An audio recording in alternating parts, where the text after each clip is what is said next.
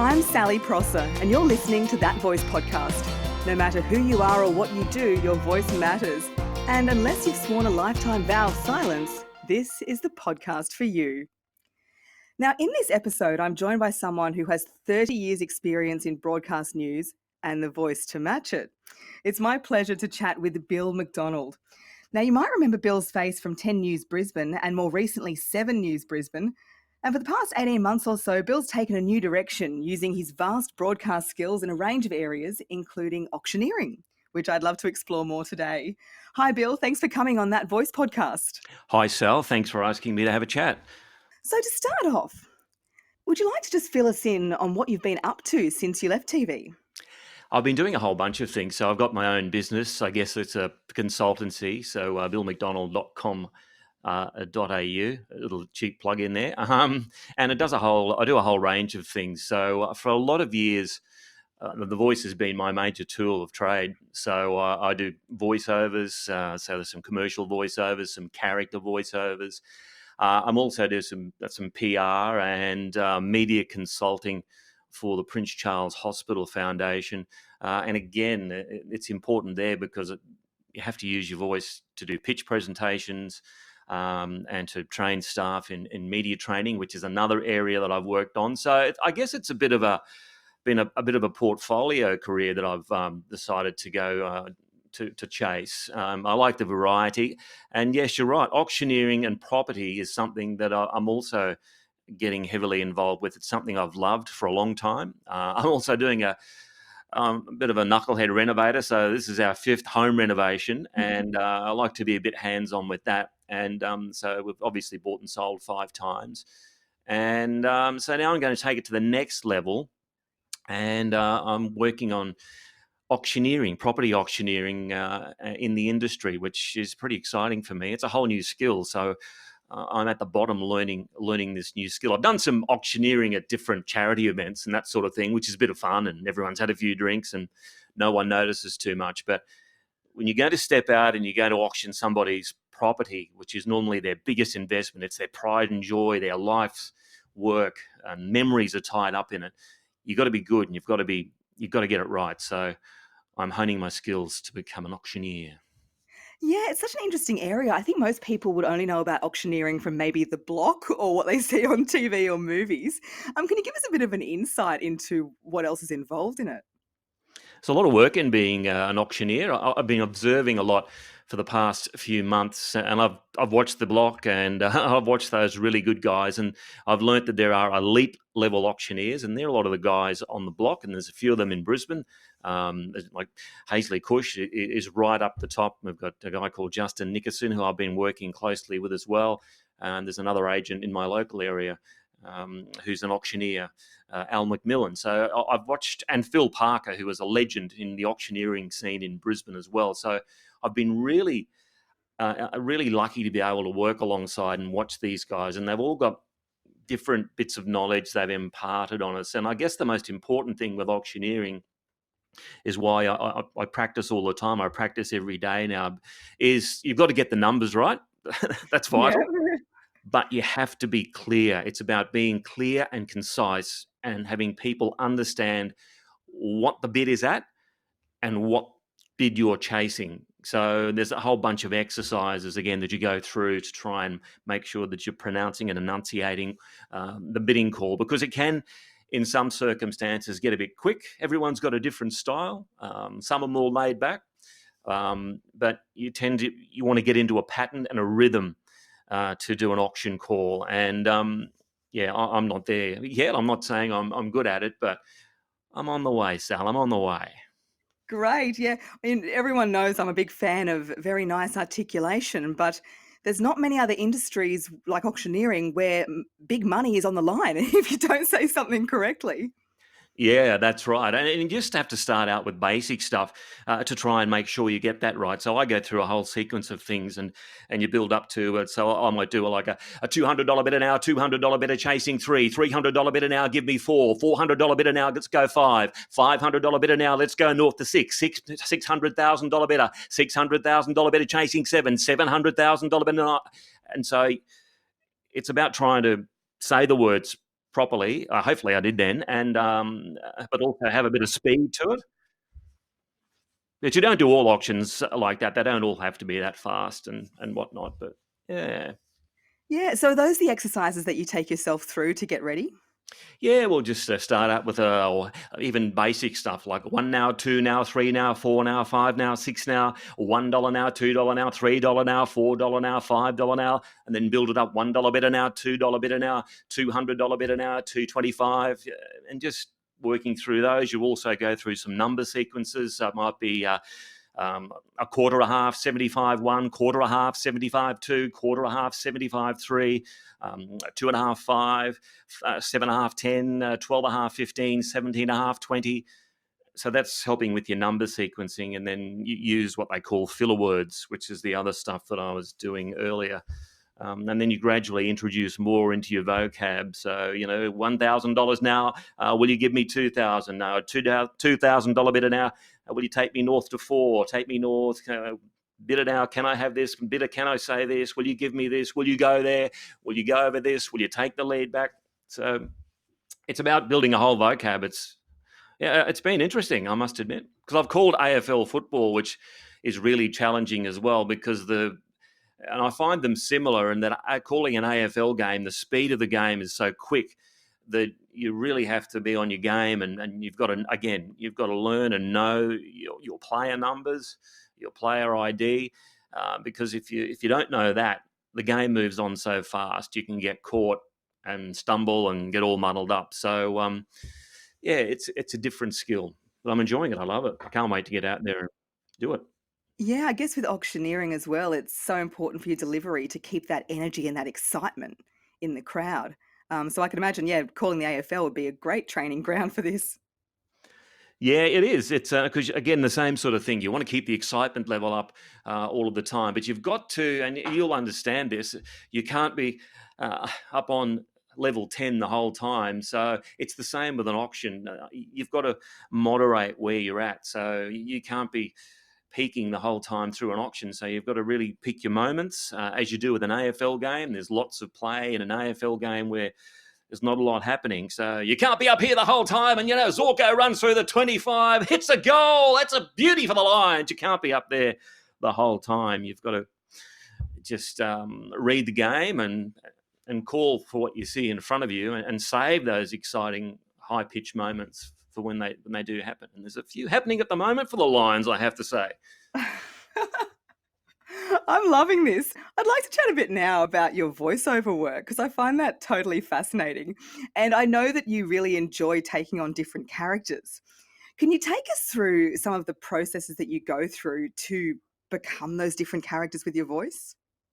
Yeah, it's a funny one. People have asked that a few times. That so mimicking or imitating some voices, or making up voices of characters. And I like to watch. I don't know if there's a science to it. There's probably someone out there that knows if there is, but I like to watch someone. I like to watch the way their mouth moves, the facial features, and then you sort of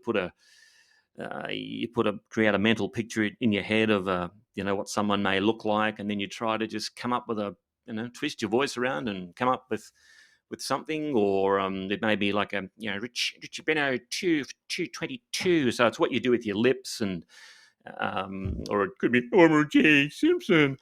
Again, it's all about the way you screw your mouth around. I don't know the science to it, but I enjoy doing that and playing around and experimenting. And yeah, I've done it. Probably a lot of people don't realise that I do a little bit of that, because I haven't been able to do that being on the news desk, because you're obviously delivering serious news. So they wouldn't want you sitting up there doing Homer sort of Simpson impression and taking on other characters. But yeah, it's another side of that I'm hoping to indulge a bit more now that I'm away from news. It's a pretty good impersonation. Do you have any other favourites? You try to do a different accent, you can sometimes do an old lady if you have to.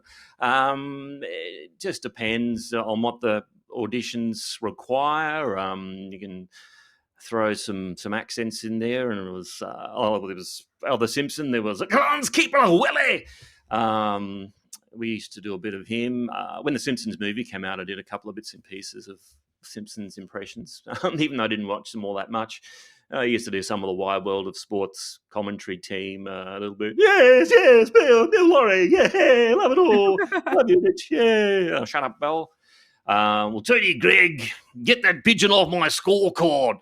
Um, just mucking around. But there's a guy called Danny McMaster on the coast, and he's an impersonator, and he is brilliant. I'm nowhere near as good as someone like that. I just have a go and a muck around and try and get close and sound a little bit like the real person, but it's good fun trying. Yeah, and do you find that when you're just speaking out and about, does anybody say, "Oh, wow, you can tell you were a newsreader"? Yeah, a lot of people, I get this, and you probably would get it as well. They sometimes don't know your name, or they don't know your face, or they think they know your face, but they hear the voice and they're looking at you, and you can tell they're going, "Oh gosh, I know that. I know that voice. What is it?" And you're the news guy or the sport guy. So yeah, the voice tends to be a bit of an identifier for me. Which, as I said, yeah, it's nice. People still recognise that and has some sort of resonance with them, and people go, "Wow, you've really got a great broadcast voice, and you've got a great voice for radio." And it's just always been my voice, so I never think of it that way. I don't think I've got a great voice at all, but anyway. You definitely do. You've got beautiful resonance and a beautiful register. Have you ever done any voice training? I did when I first started with television back in 1987. I ended up doing training for about 5 years with a woman by the name of Blanche Lather, and lovely, lovely lady over at East Brisbane. And I say that because when I first went there, it was Blanche Lather, and I really had to work on the voice and get some awkwardness out, and she taught me a lot of things. So I'd have to credit Blanche with helping me speak a little bit better and getting a better broadcast voice, and even things like sounding out your letters, your T's, and none of this Australia, pronouncing words correctly. And so Blanche it was 5 years though, so it wasn't just a let's do it for a few weeks. It was a process, and it's certainly valuable, and I'd recommend it to anybody if they've got some aspirations to work with their voice in the industry, no matter what it is, to do a little bit of voice coaching with someone like yourself, Sal. Oh, thank you. Well, it certainly served you well now because even after leaving broadcast, it seems that everything you're doing, it's a common theme that runs through it, except perhaps renovating. Maybe that's an area where you don't need to speak too much. Yeah, when you're yelling out when you hit your thumb with a hammer, you don't really need to be that perfect with it. It's just let whatever comes out come out, Sal. But yeah, you're right, and I see this more that now I'm doing some business development as well with the foundation who I work with, and you realise that you're using your voice and representing yourself is so important across so many areas. Whether you're pitching up to do a business deal, whether you're emceeing a function, which I do a lot of, and I think you'd probably do the same thing. If you want to be heard, you've got to be able to use your voice and harness your voice correctly, because I think it says so much about you. I think it tells a lot of your personality. And just by listening to somebody's voice, it can be a really accurate way of working someone out, reading the emotion in their voice. And it's a real art to be able to get up in front of a group and pitch a story, as you will know. And so it's important not only in your personal life, if you've got to stand up in front of friends at a party and make a speech, at a 21st, or all the way up to standing in front of a boardroom and pitching up for business. It's such an important skill.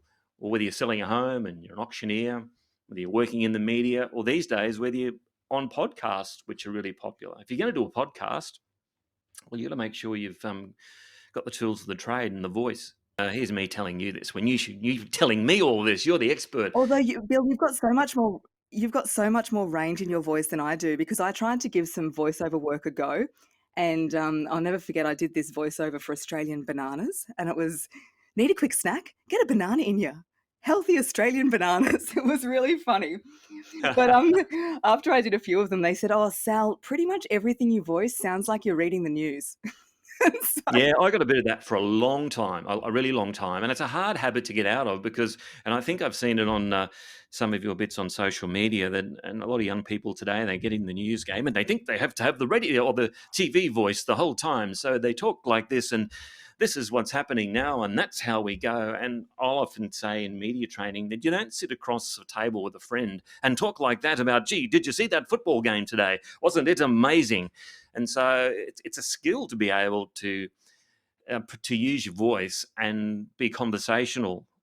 And that's how I think the best delivery should be when you're doing news presentation, is to be conversational, because that's how people relate to one another. They don't sit there and talk like that the whole time. And it's a bit of a skill, a bit of an act. But I had to get out of that habit as well, because I also, there is a level of presentation, of course, and performance when you're reading news or sport. And so getting out of that, a lot of the voice work you do, they'd say, no, no, just pull it back. And you'd think you'd pull it back. And they go, no, pull it right back, right back. And you'd do something that you almost felt was lazy. And they go, yeah, that's great. Yeah, I like it. And it's like, oh, okay. yeah, it's So interesting, isn't it? there I is a feel gap. like the longer I've been out of news, I am starting to get that way a little bit. But even some of my videos on social media, people say, "Wow, you seem really animated," but actually, in real life, you're really animated as well. So, Yeah. That's good. I think you'd rather be a little bit more animated and be able to dial it back a bit than perhaps go the other way. And which I was at the beginning. I had to really amp up, and this is one of the things that Blanche, when we did the training, she would get me to go really over the top to lift my sort of performance and levels, and uncomfortably over the top, like I was an American news anchor. And funnily enough, she said, "We'll do that." And we'll find a level that's just below there, which is about right where you need to be. And she was correct. So yeah, a lot of people don't realize that. It's a tricky one, but if you do the work, you'll get there. yeah, worth their weight in gold, those voice coaches, aren't they? Oh, look, you are. And you're one of the best, I think, Sal. I love your pieces on social. You do some Oh, really thank interesting you. work, and you've got a great way of attacking it, which is nice and friendly and conversational. And because people can be feeling really, really conscious and self-conscious about their voice, as you know, and getting up and using it and talking and trying to be better at it. So if you can disarm them a little bit, and I think you do that well, the people will get results. They'll get results with you, Sal. Oh, and that's the reason I do this podcast as well, because I really want to bring voice to the people. I want people, like everybody, to feel like it's a skill set that they can improve upon. It's not just for the broadcasters or the auctioneer. As we've been talking about, no matter who you are or what you do, then if you can use your voice well, it's going to help you not just in your career, but in your life. Like you said, at the parties, at the funerals, at the, buying a house, all of that. Yeah, yeah. Well, everyone's got their own voice. You just need to find it and use it and harness it to the best of your ability. And you're right. I've given eulogies. I've talked at weddings, and I've broadcast from cyclones and disaster zones and Olympics and called AFL and auctioneering. There's nothing you can't do if you're in control and harnessing your voice. It's a powerful thing, and we're all lucky to have one. I will have to use that in my marketing for sure. Before we wrap things up, as you know, I work with a lot of young journalists, and I was wondering if you have any advice for them. Well, it's a tough industry at the moment because there's obviously a lot of pressures on media, traditional media, right around the world. I would say have as broad a skill set as possible. Work on your voice because, well, you shouldn't be limiting yourself to one particular area of the media. I think now, I think the more diverse and more capable you are of switching across and being able to do a podcast, using your voice for that, being able to perhaps do some radio, to also present while you're on camera, and you've got more factors that are coming into there because you've all of a sudden you find that maybe the focus isn't on your voice. Maybe you're wondering, oh, what do I look like? Am I looking natural? Am I looking in the right place? So sometimes you can tend to forget about your pipes and the voice and making sure that you're sitting up straight and you've got the diaphragm open. So if you do all of them, I think that puts you in the best position to have success in the current market because you can work across so many areas. And the traditional media businesses now are trying to be a little bit of everything because they have to be to earn market share and to earn advertising revenue. So look at Nine. Nine have now a newspaper with Fairfax. They put a big money bid in for Macquarie. So I think you'll find that's an example of how media organisations will be going. So you may work for Nine, and you could find yourself being doing some radio, doing some podcasts, doing some television work. So I think lift your eyes, broaden your skill set, and do some voice training, because in that media area, voice is really important. Oh, what fantastic advice. And finally, Bill, one more time, where can people find you these days? BillMcDonald.com.au. It's an easy one. I've spent a lot of time working on that name. So you can go there, and it's got a little bit of my background and history, and ways to get in contact. And all my sort of voiceover demos are there as well. So yeah, go and check it out, and get in touch if you'd like a silly voiceover, or a serious voiceover, or a newsy voiceover, whatever you like. But yeah, thanks, Sal, for having a chat to us too. Fantastic. Thanks for coming on That Voice podcast.